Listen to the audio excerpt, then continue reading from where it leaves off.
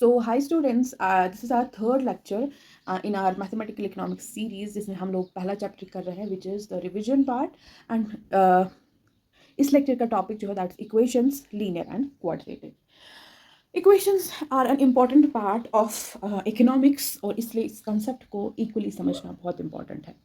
Okay तो equation होता क्या है? इक्वेशन का अगर हम डेफिनेशन देखें, equation is basically a mathematical, you can note down the definition, a mathematical statement. एक स्टेटमेंट होता है और ये स्टेटमेंट क्या करता है? ये सेट करता है. Mathematical statement setting two algebraic expressions equal to each other. ठीक है, तो इक्वेशन क्या होता है? ये एक मैथमेटिकल स्टेटमेंट होता है जिसमें दो एल्जेब्रिक एक्सप्रेशंस होते हैं जिनको इक्वेट करता है. ठीक है, and what is an algebraic expression? Algebraic expression is an expression जिसमें एक वेरिएबल होता है, एक कोफिशिएंट होता है, एक पावर होता है. जैसे पॉलिनोमियल्स और मोनोनोमियल्स हम ऑलरेडी पढ़ चुके हैं एंड इसकी डिफरेंट फॉर्म्स होती है. तो ये क्या कहता है? ऐसी किसी दो या दो से ज़्यादा एल्जेब्रिक एक्सप्रेशंस को इक्वेट करता है, इक्वल करता है, तो उसको हम इक्वेशन कहते हैं. अब इक्वेशन की दो टाइप्स होते हैं, या तो इक्वेशन लीनियर होगी, either it will be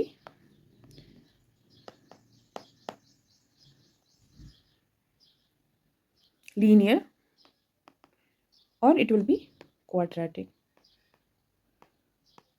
अब लीनियर एक्सप्रेशन हम किसको कहते हैं? लीनियर इक्वेशन हम किसको कहते हैं?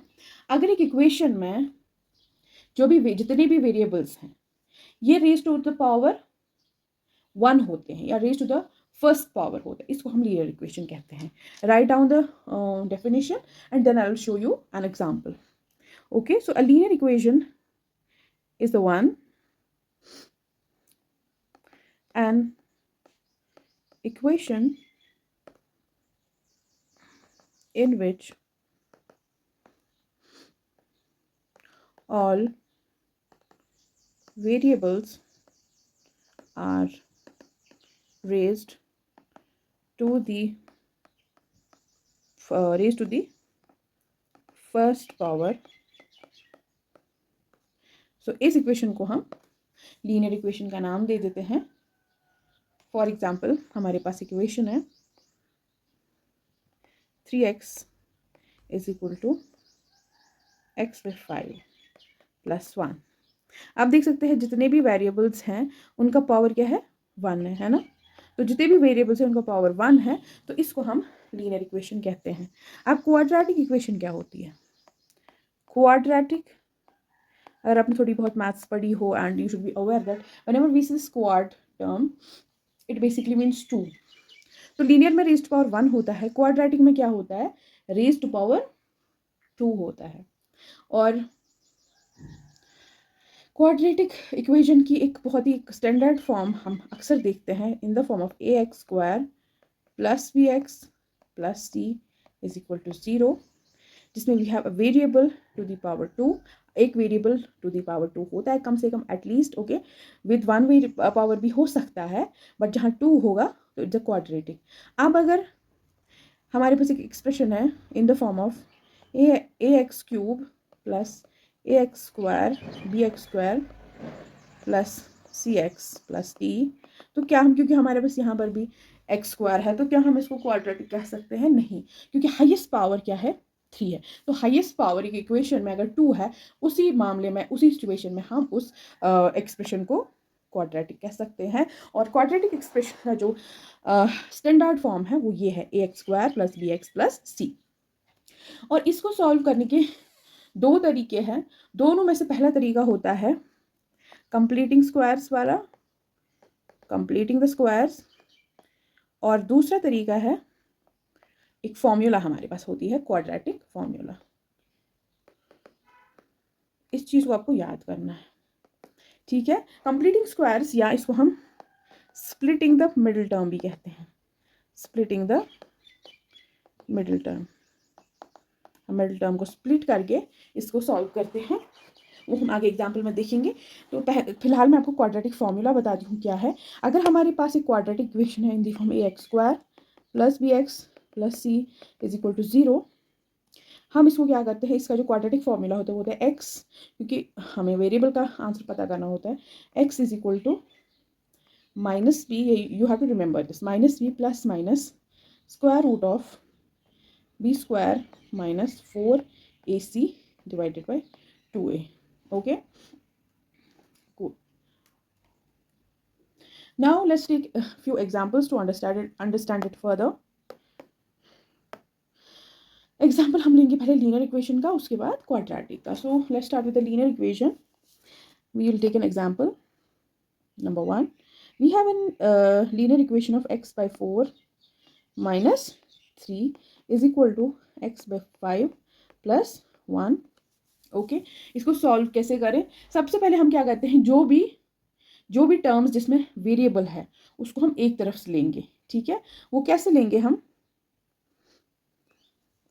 सिंपली x by 4 माइनस 3, इस x by 5 को हम इस तरफ ट्रांसफर करेंगे. तो क्योंकि again these are very basic rules, अगर यहाँ पर ये प्लस x by 5 है, जब हम इसको इक्वालिटी के इस तरफ लाएंगे तो ये बनेगा नेगेटिव ऑफ x by 5. ठीक है, इज इक्वल टू यहाँ क्या बचा, +1.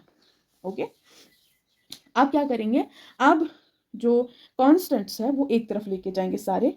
सो we'll write x by 4 minus x by 5, और क्योंकि 3 कांस्टेंट है इसको हम इस तरफ ले जाएंगे. अगेन वही बेसिक मैथमेटिकल साइंस का रूल अप्लाई होगा.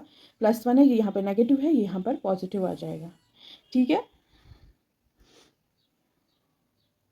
अब इसको सॉल्व करने के लिए फिर again write x by 4 sorry this negative minus x by 5 equal to 4. अब इसको कैसे सॉल्व करें? सिंपल इक्वेशन है. What we do, because these are 2 different expressions और डिनोमिनेटर 2 डिफरेंट है, तो एलसीएम. ठीक है ना, एलसीएम करते हैं. इसको इसके साथ मल्टीप्लाई करेंगे, इसको इसके साथ एंड इसको इसके साथ. सो will gate 5 4 are 20, 5x minus 4x is equal to 4, right? So we'll write 5x minus 4x is equal to, division में था, मल्टीप्लिकेशन में आ जाएगा 20. Again 5x minus 4x is equal to 80. Again अब सब्ट्रैक्शन करना है, सिंपल है. तो 5 apples में से 4 एप्पल्स खत्म हो गए, तो एक एप्पल बचा, x is equal to 80. तो ये इस तरह से हम लोग लीनियर इक्वेशंस जो है सॉल्व करते हैं, right. Let me give another example which you will solve on your own. You have to solve 2x plus 5 is equal to 4x plus 10. You will solve this on your own. Okay, so now let's take an example, a quadratic equation का which we will solve with the first method of factoring, या हम इसको splitting of the middle term भी कहते हैं. ठीक है, तो we have example as x square plus 13x plus 30 is equal to 0. तो इस इक्वेशन को सॉल्व करने के लिए we have to identify few things so that हम इसको सॉल्व कर सकते हैं. Okay, so let's start with पहली चीज़ तो आप देख सकते हैं, this is in the form of ax² plus bx plus c is equal to 0. तो सबसे पहले हम कोफिशिएंट्स आइडेंटिफाई करेंगे. कोफिशिएंट इसका क्या है, 1 है, तो will write a is equal to 1. इसका कोफिशिएंट क्या है, 13 है, b is equal to 13 and c is equal to sorry 30. C is not 0, C is 30. It is 30, right? So how do we solve this by splitting the middle term? So we have to identify कि हम इस middle term को ऐसे split करें कि अगर हम उन दो terms का multiplication करें, that should be equal to a into c, which is 1 into 30 is equal to 30. and अगर उन दो terms को हम add up करें, that should be equal to b, which is 30. ठीक है, तो अगर हम आइडेंटिफाई करें नंबर्स को, will see 3 multiplied by 10 is 30, right. And 3 + 10 = 13 मिले, तो will right it like this, x² + 10x + 3x + 30 = 0। ठीक, हमने इस टर्म को 13x को स्प्लिट किया into 10 and 3, it will be equal to 0। आप फर्दर हम लोग x को कॉमन लेके पहली दो टर्म्स में we can write it as x + 10, right, then plus इन दोनों टर्म्स में 3 कॉमन है, so will get the 3 out, x + 10 वापस डाल देंगे तो 3x हो जाएगा एंड 3 × 10 30 हो जाएगा, = 0। नाउ कॉमन टर्म को अलग करेंगे, x + 10 plus x plus 3, sorry there is not a plus here, there is a multiplication, is equal to 0। अब हम इसको कैसे सॉल्व करेंगे, विल सिंपली डू व्हाट, हम दोनों को सेट करेंगे 0 अलग अलग, x + 10 = 0 और x + 3 = 0। x = 10 को इस तरफ लाएंगे -10 और x = -3। तो इस क्वाड्रेटिक इक्वेशन के दो सॉल्यूशंस निकल सकते हैं, या तो x -10 होगा या तो -3 होगा। ठीक है, ग्रेट। अब दिस वाज फैक्टरिंग या स्प्लिटिंग द मिडिल टर्म। अब हम एक ऐसे एग्जांपल लेंगे जिसको हम सॉल्व करेंगे with the help of quadratic formula. Okay, let's take example 5x² - 55x + 140 = 0। It is in the form of ax² + bx + c = 0। And हमारी क्वाड्रेटिक फॉर्मूला क्या है, x = -b ± √of b² - 4ac / 2x। Okay, अब हम इसको जो है पहले इसमें कोफिशिएंट आइडेंटिफाई करते हैं। a = 5, ठीक, b = -55 and c = +140।